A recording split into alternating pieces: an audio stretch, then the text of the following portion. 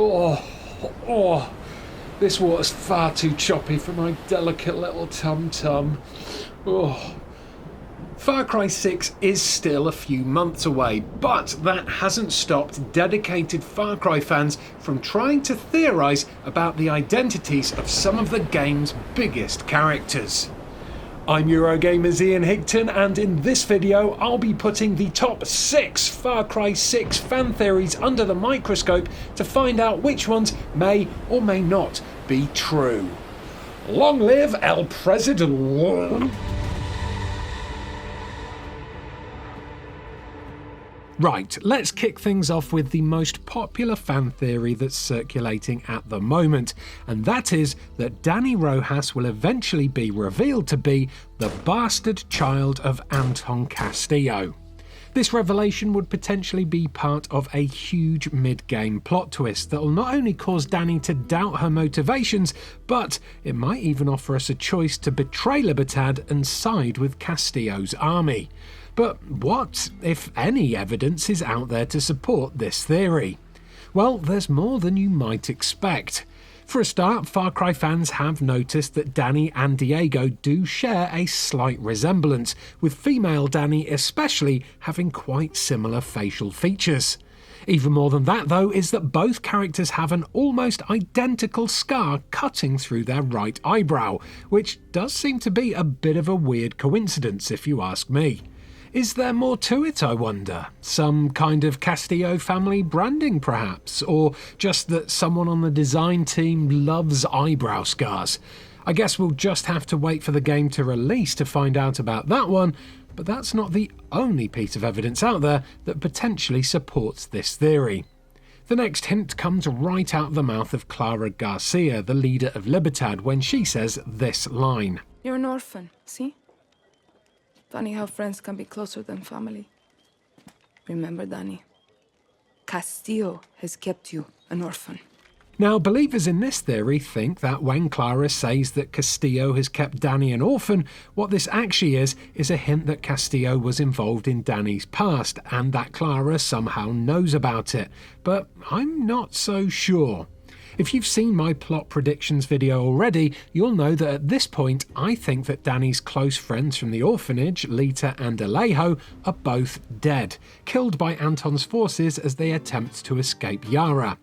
So when Clara says, "Funny how friends can be closer than family," and "Remember, Dani, Castillo has kept you an orphan," what she's actually saying isn't that Castillo made Dani an orphan in the past, but that because he's behind the deaths of her only friends who were closer to her than family, it means she's been orphaned all over again.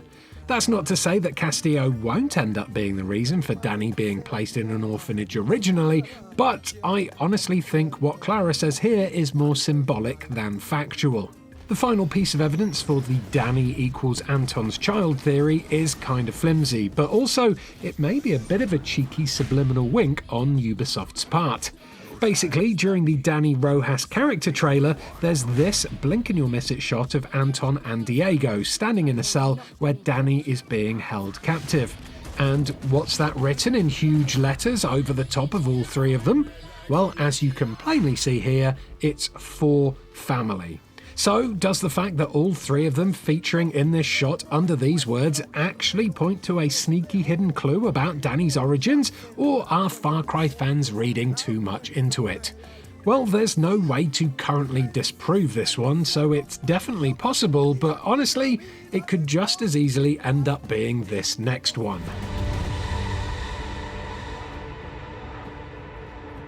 So, while I've got a couple of issues with the Anton being Dani's father theory, mainly it's just that I think this outcome would be a little too similar to the ending of Far Cry 4. And yes, I am aware that Ubisoft loves to copy and paste ideas, but also, in terms of Far Cry games at least, I think they're rather good at delivering bonkers, original and unpredictable endings, and I kind of think that maybe a Dani Castillo ending is just, I don't know, a bit too easy?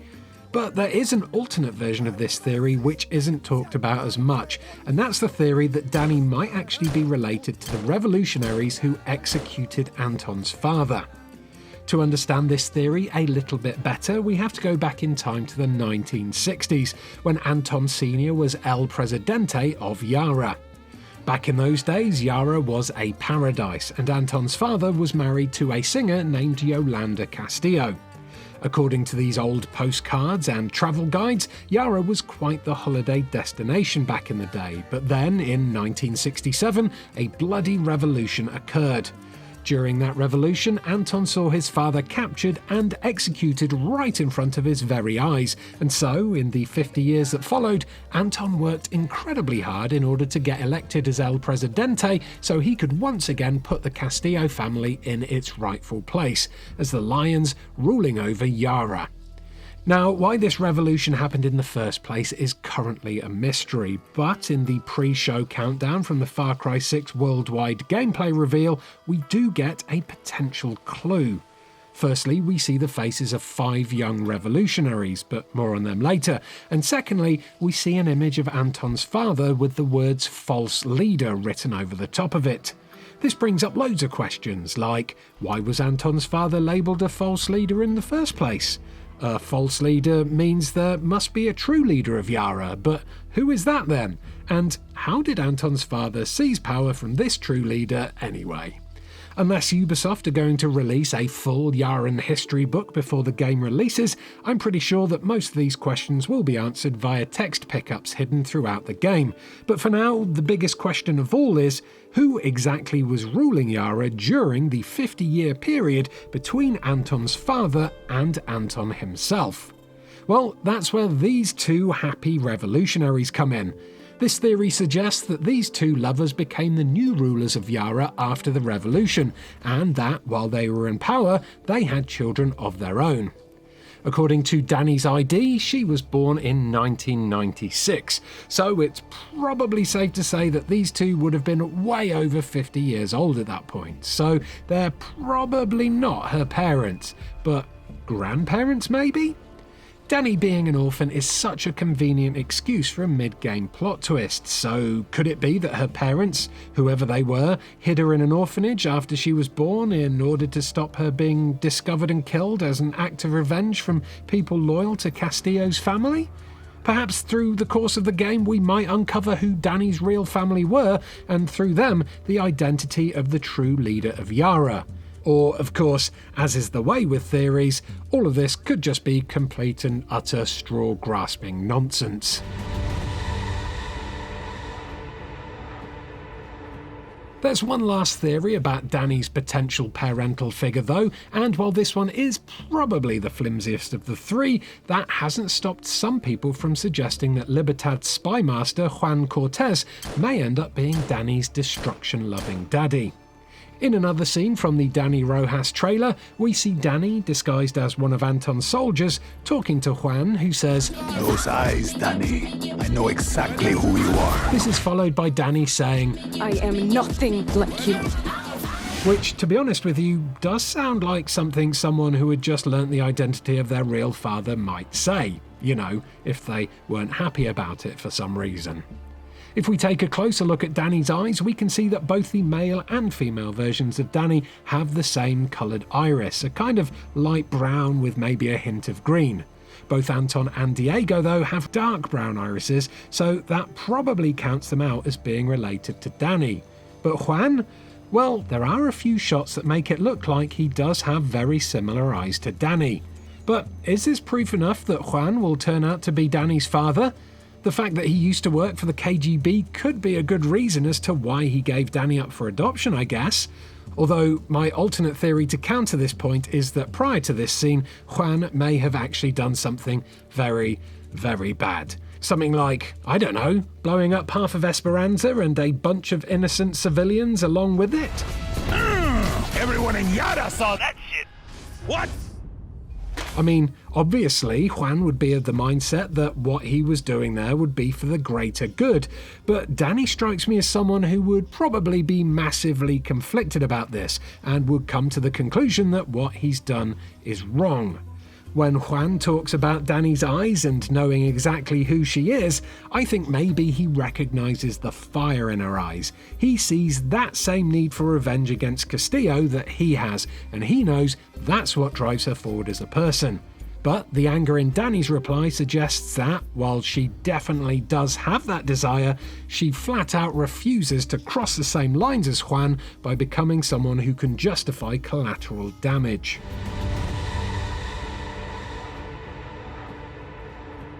The Diego equals Vars theory was one of the earliest and most intriguing Far Cry 6 theories there was, and in fact, back when people first suggested it, this one was so convincing that I made a whole video about it, where I examined the idea in great detail. Because I've already covered this one before, and because the conclusion I came to in that video was that it was highly unlikely that Diego was actually Vars, I won't go into it too much here, as repeating myself truly would be the definition of insanity. Suffice to say that the recently released tie-in comic Far Cry Rite of Passage completely disproves the Diego equals Vars theory, as it features Anton talking to Diego about Vars in the past tense. And in fact, at one point, he even tells Diego that Vars was murdered. So, unless Far Cry 6 injects some weird-ass time travel plot points into the narrative, I think we can safely draw a line under this one for good.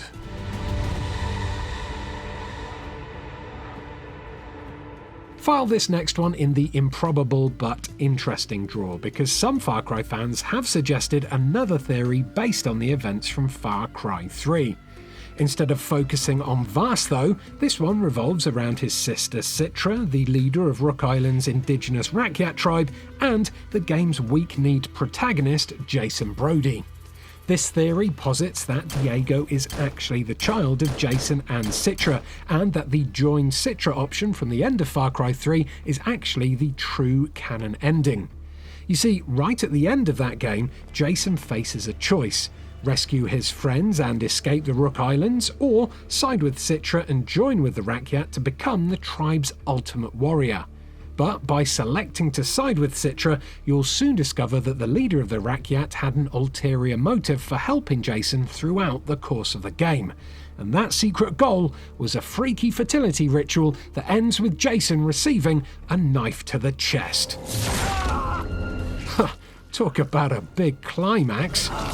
As Jason slowly bleeds out on the altar, we overhear Citra telling him that the child that they just conceived is destined to end up leading the Rakyat tribe. But, and this is where people's imaginations have gone a little bit into overdrive, what if that child didn't lead the Rakyat after all, but was instead stolen by Anton and raised as his own son? The theory goes that at some point Anton goes to the Rook Islands in search of some old Japanese war technology, and while there he stumbles across baby Diego and somehow recognises within him his innate warrior powers, and of course Anton decides that he'll be the best person to teach Diego how to use them. So Anton wipes out the Rakyat, legs it back to Yara and raises Diego as his own son. Now, that's a pretty big leap, but could this actually be possible in terms of the established Far Cry timeline? Well, the answer to that question is no. If you paid attention to the Introducing Anton Castillo trailer, you'll know that during the events of Far Cry 6, Diego is 13 years old. Now, the provisional date for the setting of Far Cry 6 is this year, 2021, as Naveed Khavari said the game was set in the present day, whilst Far Cry 3 is set in 2012. That means Citra and Jason's offspring would only be a maximum of 9 years old at this point, so unless it turns out that Far Cry 6 is actually set around 2024 to 2025, I think we can safely say that this theory, as cool as it is, will probably never become reality.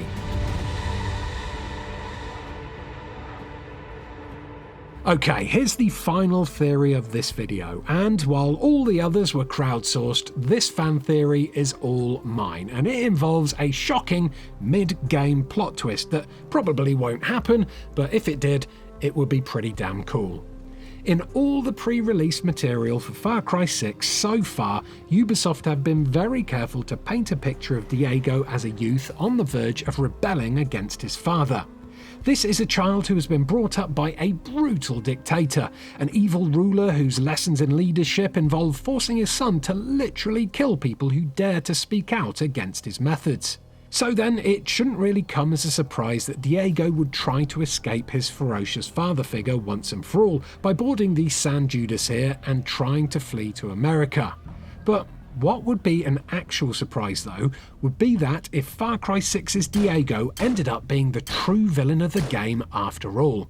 Okay, I know that sounds weird, but hear me out on this one, because in the Meet Anton Castillo trailer, we're shown things that would lead us to believe that Dani is forming a bond with Diego. First she gets him onto the ship in Alejo's place, and then she stands in front of him to shield him from the bullet that kills the old lady. And then Diego tries to save them all by asking his father to force them to make Viviro instead of kill them. But I think this show of compassion here might just be a cunning ploy to make what comes next hit even harder. You see, in this theory, after this boat incident, Dani won't see Diego again for a very long time, maybe 2/3 of the game, and in fact the next time Dani and Diego lock eyes will be this point here, where Dani, who is presumably looking for Anton in this moment, bursts into Diego's room, gun drawn.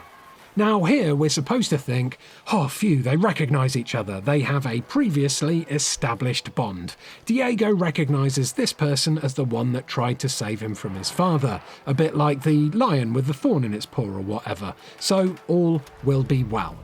But I think by this point we will find out that Diego, who is now wearing a mini dictator uniform, has actually been fully brainwashed by his father, and just when you think things are going well, Diego will show his true colours, raise the alarm, and get Dani captured.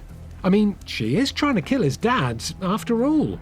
That would then lead to this scene here, where Dani is being held captive in a cell and Anton and Diego are standing over her. Now, some people could theorise that maybe it'll be Diego who releases Dani from this cell, allowing her to escape when Castillo's back is turned. But there's something about the look on Diego's face here that doesn't sit quite right with me. While he's purposely not looking Dani in the eyes, it doesn't look like it's out of shame nor sympathy. To my eye, he looks a little bit angry. He looks like maybe he's learnt to despise the resistance after all. In fact, every piece of media that features Diego wearing his mini dictator outfit, aside from this first shot where the theorised plot twist hasn't happened yet, he has this pissy little look about him that just kind of screams evil. I mean, you can even see it in his eyes in this collector's edition statue here. That kid looks ready to rule with an iron fist, and he cannot wait to use that new gun on the next person who fucks with him. And I mean, that's literally what Anton has been training him to do for his entire life, so would a heel turn of this magnitude really be such a shock? I'm not so sure. Hell, think how awesome it would be if, at some point, Diego finally snaps and puts one in his dad's head as revenge for all of the terrible shit he's put him through. Then he could claim Yara for himself and start doing some hardcore dictatoring on a level that would put even Anton to shame. But as with everything in this video, this is really just a loosely constructed theory based on a bunch of random snippets from a bunch of random trailers. So it could all just be bollocks. And that's all the theories I've got for you today. Do any of them sound plausible to you? Or perhaps you have your own story theories? Let us know in the chat below, and perhaps we can come up with some bigger and better theories for a follow-up video later down the line. Massive thanks to you all for checking out this video. Don't forget to like and subscribe to Eurogamer for loads more Far Cry 6 coverage coming up very soon, and make sure to follow us on Instagram at Team Eurogamer, where you'll get daily updates about all the videos we have coming out, when we're doing live streams, and glimpses behind the scenes. Oh, and if you're feeling really fancy, you can always become a member of this channel and get exclusive access to the Team Eurogamer Discord channel, where you'll find find a huge amount of chat channels and, more importantly, lots of photos of people's pets. Right, it's time for me to head back to Yara now in search for more Far Cry 6 theories. But feel free to stick around and check out some of my other Far Cry videos that are on screen and clickable right now. Goodbye. Good boy. Come back.